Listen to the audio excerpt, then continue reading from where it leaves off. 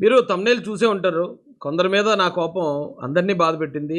కాబట్టి బ్రాహ్మణులకి, హిందువులకి బహిరంగ క్షమాపణ అని చెప్పి నేను థంబ్‌నెయిల్ పెట్టాను. అయితే ఈ విషయం గతంలో ఎలక్షన్‌కి ముందే ఏబీఎన్ ఛానల్‌లో, టీవీ5లో అలాగే మహా న్యూస్‌లో కూడా కూర్చొని నేను వాళ్ళకి క్షమాపణ చెప్పడం జరిగింది. ఆ క్షమాపణ చెప్పడానికి గల కారణాలు కూడా నేను ఈరోజు మీకు తెలియజేస్తాను. అలాగే ఇప్పుడు మళ్ళీ ఈ టాపిక్ ఎందుకు మాట్లాడుతున్నాను అనేది కూడా మీకు తెలియజేయాలనే ఉద్దేశంతో ఈ వీడియో రికార్డ్ చేస్తున్నానండి.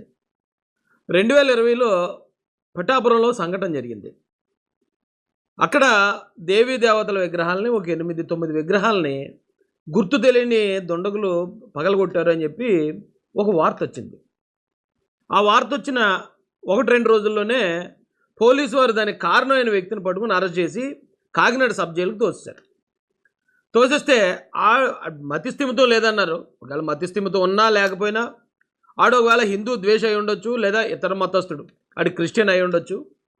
అయితే వాడిని అరెస్ట్ చేసినప్పుడు ఇమీడియట్గా మేము స్పందించాం. అప్పుడు సోషల్ మీడియాలో, ఫేస్బుక్లో స్పందించి మంచి పని చేశారండి. ఇలాంటి అదవుల వల్లే మతాల మధ్యలో ఈ ద్వేషాలు రేగుతున్నాయని మేము స్పందించాం. దాన్ని అరెస్ట్ని అప్రిషియేట్ చేసాం. చేస్తే తర్వాత 1, 2 రోజులకే అక్కడికి కొద్దిమంది స్వామీజీలు వచ్చి ఒక మీటింగ్ పెట్టారు. ఆ మీటింగ్లో వాళ్ళు కొంచెం అగ్రెసివ్ వర్డ్స్, అంటే పిఠాపురంలో ఉన్న ముస్లింలు, క్రిస్టియన్స్ అందరూ వచ్చి మా కాళ్ళు పట్టుకుని క్షమాపణ చెప్పకపోతే మీ చర్చిల్ని, మసీదుల్ని మేము కూలగొడతామని చెప్పి వాళ్ళు వీడియో మాట్లాడారు. అదే ఒక మీటింగ్లో మాట్లాడారు. మాట్లాడితే నేను అప్పుడు విజయవాడలో ఉన్నాను. విజయవాడలో ఉన్నప్పుడు నాకు ఎవరో పంపించారు ఆ వీడియో. పంపిస్తే ఏంటి ప్రశాంతంగా ఉన్నారు కదా, ఈ టైంలో ఇలాంటివి ఏంటి అని చెప్పి అప్పుడు నేను కూడా కొంచెం అగ్రెసివ్గా ఉండేవాడిని. వన్ సైడ్ మాట్లాడేవాడిని. ఎందుకు మాట్లాడేవాడిని అనేది కూడా చెప్తాను మీకు. నేను అది చూసిన వెంటనే నాకు కోపం వచ్చి, ఆ కోపంలో నేను అక్కడికక్కడ ఒక వీడియో, 3 నిమిషాలు 4 నిమిషాల వీడియో నేను మాట్లాడి కొంచెం పరుష పదజాలంతో అక్కడ ఎవరైతే 3, 4 మాట్లాడారో వాళ్ళని ఉద్దేశిస్తూ మీరు మర్యాదగా క్షమాపణ చెప్పకపోతే మీ, అంటే ఆ మాట మళ్ళీ ఇప్పుడు చెప్పడం బాగోదు, కోటగుమ్మానికి ఏలాడదీస్తానన్నాను. అన్నప్పుడు అప్పుడు ఏమైనా వాళ్ళు ఒకవేళ కేసు పెడతారేమో అనుకున్నాం. కానీ వాళ్ళు ఏం కేసు పెట్టలేదు. కేసు పెట్టకపోతే ఇక్కడ జరిగిన ఒక చిన్న అపార్థం ఏంటంటే, ఎప్పుడైతే నేను ఆ మాట అన్నానో ఆ మాట నేను అక్కడున్న నలుగురిని ఉద్దేశించి అన్నాను. కానీ ఆ నలుగురు పేర్లు నాకు తెలియకుండా నేను చెప్పకపోవడం వల్ల ఏం జరిగిందంటే బ్రాహ్మణ సమాజం మొత్తం బాధపడ్డారండి. ఏంటి రాజేష్ ఇలా అన్నాడు, మొత్తం కమ్యూనిటీని మొత్తాన్ని అన్నాడని వాళ్ళు బాధపడ్డారు. వాళ్ళు బాధపడి నా మీద 2021లోను 2022లోను ఒక కేసు కూడా నమోదు చేశారు.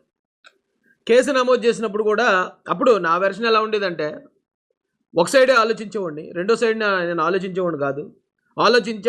అంత మెచ్యూరిటీ అప్పుడు లేదు నాకు. ఎందుకంటే మనిషి అన్నవాడు ప్రతి ఒక్కడు నిత్య విద్యార్థి. ప్రతిరోజు ఏదో కొత్త విషయం నేర్చుకుంటూనే ఉంటాం. అప్పుడున్న పరిస్థితులకి ఒకవైపే ఆలోచించాను నేను. ఆలోచించడంతో నా మాటలు నిజంగా వాళ్ళని చాలా బాధ పెట్టాయి. నేను మాట్లాడడానికి కారణం ఉండొచ్చు, నేను మాట్లాడింది వాళ్ళని ఉద్దేశించి కాపోవచ్చు, కానీ నా మాటలో ఆ అర్థం ఖచ్చితంగా ధ్వనించింది అక్కడ.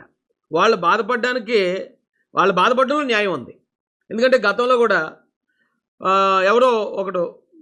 ఎవరో మన మేరీమాత గురించి కన్యకి ఎలా గర్భం దాలుస్తుంది, ఏదో తప్పుడు పని చేసిందని మాట్లాడితే అతన్ని ఉద్దేశించి నేను ఒక మాట మాట్లాడాను. భారతీదేవి కూడా మన వినాయకుడిని అలాగే సృష్టించింది.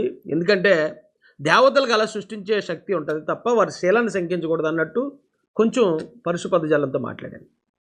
నేను అప్పుడు మాట్లాడిన మాటల వల్ల నా లైఫ్లో నేను చాలా కోల్పోయాను. నేను ఆ తర్వాత నేను మాట్లాడి తప్పని పొరపాటుని తెలుసుకున్న తర్వాత, నేను పశ్చాత్తాపడిన తర్వాత కూడా నాకు కంటిన్యూ శిక్ష పడుతూనే ఉంది.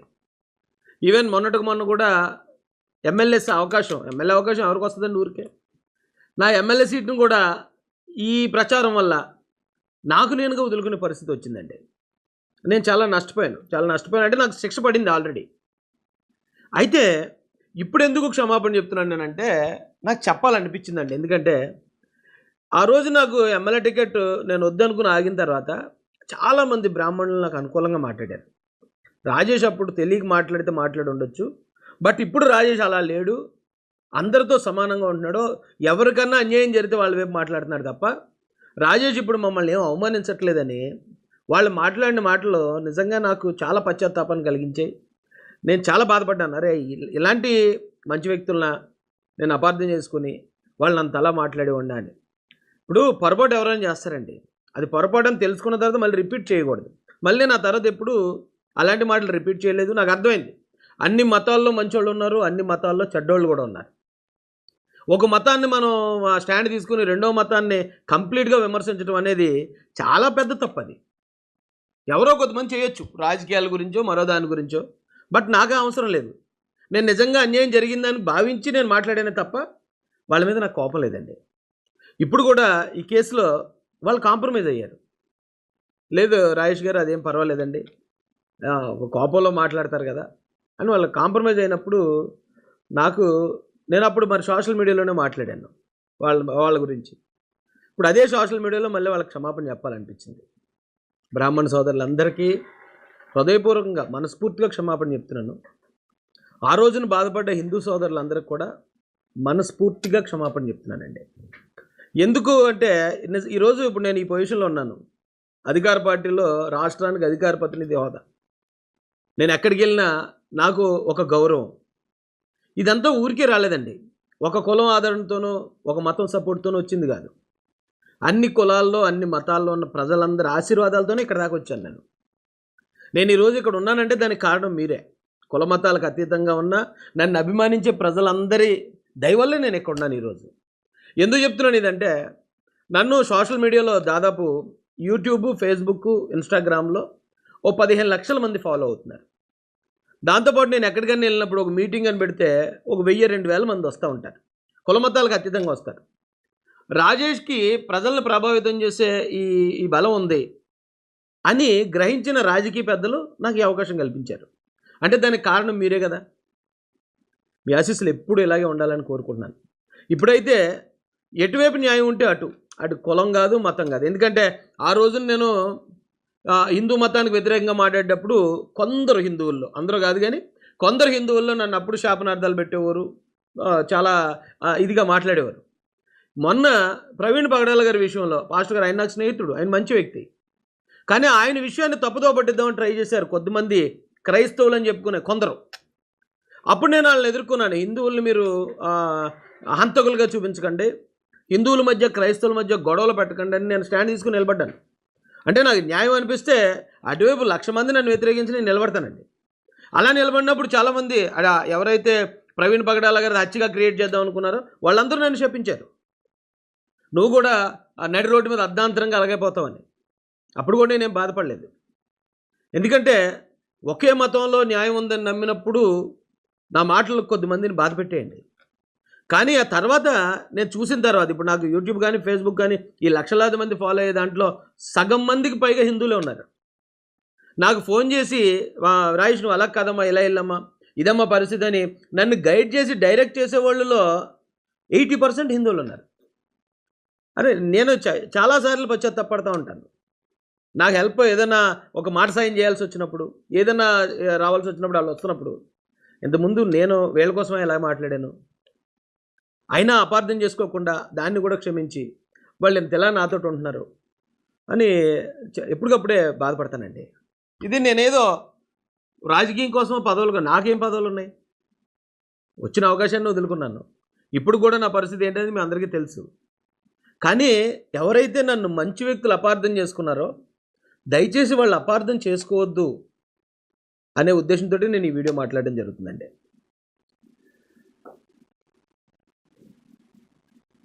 అదండి పరిస్థితి. ఎప్పుడు మీ ఆశీస్సులు ఎలాగ ఉండాలంటే నా ప్రయత్నం ఏంటంటే కొన్ని కులాలు, కొన్ని మతాలు, అంటే అణగారిన వర్గాలని కొన్ని ఉన్నాయి. ఇప్పుడు ఎస్సీల్లోనే డెవలప్ అయిన వాళ్ళు ఉన్నారు, వాళ్ళు మళ్ళీ ఎస్సీల మీద వాళ్ళ రుబాబు చూపిస్తున్నారు. అలాగే క్రిస్టియన్స్లోని కొంచెం ఎదిగిన తర్వాత కార్పొరేట్ స్థాయి పాస్టర్లు అయిన తర్వాత వాళ్ళు సాధారణ క్రైస్తవుల సమస్యలకు రారు, వాళ్ళని కూడా పట్టించుకునే పరిస్థితి లేదు. అలాగే హిందువుల్లో కూడా మంచోళ్ళు ఉంటారు. ఇప్పటికీ నా మీద నన్ను అభిమానించే హిందువులు ఎంతమంది ఉన్నా కూడా కొద్దిమంది నన్ను ఇంటెన్షనల్గా నన్ను ఇబ్బంది పెట్టాలి మతం పేరుతో అని ఆ కొద్దిమంది హిందువులు ఇప్పటికీ ఉన్నారు. కానీ ఆ కొద్దిమందిని మనం బేస్ చేసుకుని మిగతా వర్గాన్ని మొత్తం మనం తప్పుగా మాట్లాడడం అనేది కరెక్ట్ కాదని తెలుసుకున్నానండి. ఎందుకంటే మొన్న ప్రవీణ్ పగడాల గారి విషయంలో కూడా మొదటి రోజు దాదాపు 25-30 వేల మంది వచ్చారు రాజమండ్రి గవర్నమెంట్ హాస్పిటల్ దగ్గరికి. నేను అది యాక్సిడెంట్ అని చెప్పిన తర్వాత పట్టుమని మళ్ళీ 500 మంది కూడా రోడ్డు ఎక్కలేదు. అంటే వాళ్ళు నేను మాట్లాడిన మాటకి ఎంత విలువ ఇచ్చారని వాళ్ళ మీద కూడా నా మనసులో ఎంతో గౌరవం, ప్రేమ ఉందండి. ఇక్కడ అందరూ సమానమే. అయితే నేను గతంలో దాదాపు ఒక 5, 6 సంవత్సరాలు అయిపోద్దేమో. నేను అప్పుడు ఆ వెర్షన్ మాట్లాడేవాడిని. ఎప్పుడు మళ్ళీ ఆ పొరపాటు చేయలేదు నేను. ఇక భవిష్యత్తులో కూడా చేసే పరిస్థితి లేదు. రమేష్ గారు అనుకుంటా నా మీద అప్పుడు ఎఫ్ఐఆర్ చేసింది, అంటే కంప్లైంట్ ఇచ్చింది. నాగాభట్ల భాస్కర్ శర్మ గారు. నాగాభట్ల భాస్కర్ శర్మ గారికి, అలాగే ఈ ఆంధ్రప్రదేశ్లోను, తెలంగాణలో ఉన్న తెలుగు బ్రాహ్మణోత్తములందరికీ కూడా హృదయపూర్వక క్షమాపణ చెప్తున్నానండి. మీలాంటి మంచి వ్యక్తులు ఖచ్చితంగా మీ అందరి ఆశీర్వాదాలు కూడా మాకు కావాలి. ఎందుకంటే మేము అణగారిన వర్గాల కోసం పోరాడుతున్న వాళ్ళం. వాళ్ళకు కూడా సమానమైన అవకాశాలు రావాలని మేము పోరాడుతున్న వ్యక్తులుగా మా పోరాటం ముందుకెళ్ళాలంటే ఖచ్చితంగా మీ అందరి ఆశీర్వాదాలు ఉంటే తప్ప, అంటే పైనున్న వర్గాల ఆ యాక్సెప్టెన్స్ అనేది ఉండకపోతే ఎప్పటికీ ఈ వర్గాలకు న్యాయం జరగదని భావించే వ్యక్తులం.